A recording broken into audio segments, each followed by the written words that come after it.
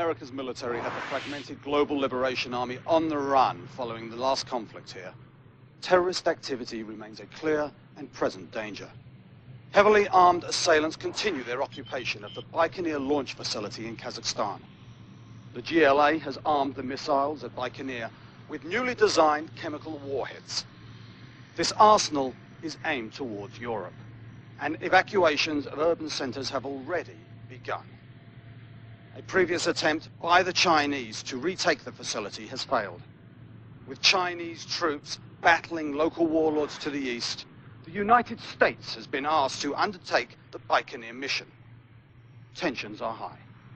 A failed counterstrike could significantly weaken America's influence and strategic interests in Europe. From Falcon Base Command Center, I'm James Seabury.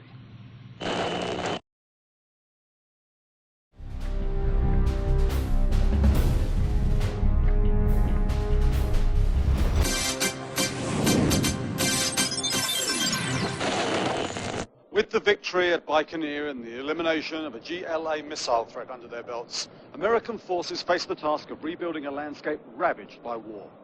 Aboard these ships are tons of food and medical supplies en route to a desperate population. Although relief convoys have been harassed by warlords linked to the GLA, the US no longer considers the terrorist organization a serious threat. Nonetheless, a Navy aircraft carrier is in the region to lend air support. Meanwhile, special forces continue their search for GLA caches rumored to include weapons of mass destruction.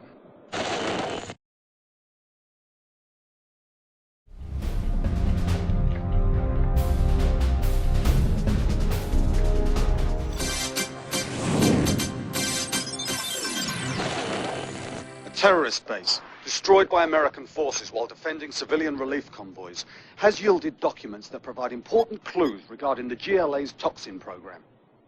Reports suggest that a key research facility, as well as a possible source of funding for the lethal program, have been identified. Although the US commander will not provide confirmation, our network analysts predict that if the intelligence is reliable, America will respond. This is James Seabury, reporting from Falcon Base.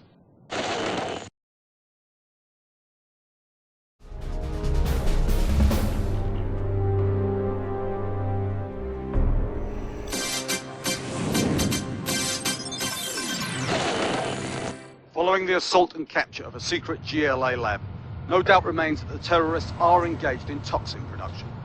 The United States believes that a general, codenamed Dr. Thrax, is running the lethal program. Little is known about this elusive extremist, who has also been charged with war crimes by the World Court. We understand there is intense pressure on American intelligence agencies to trace the funding for Dr. Thrax's research. Only by choking off the cash supplied by covert oil supplies can the US hope to cripple the threat of a terrorist army hoarding weapons of mass destruction.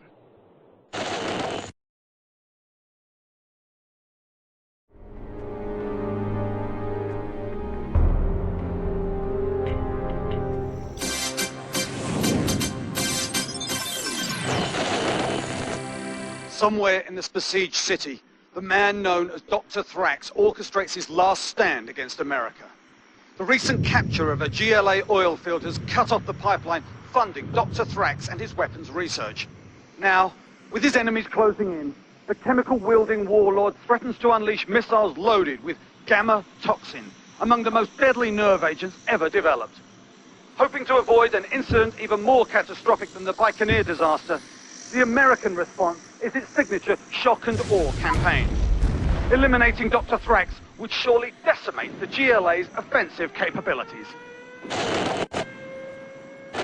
Further transmissions may be difficult. This is James Seabury reporting from the field.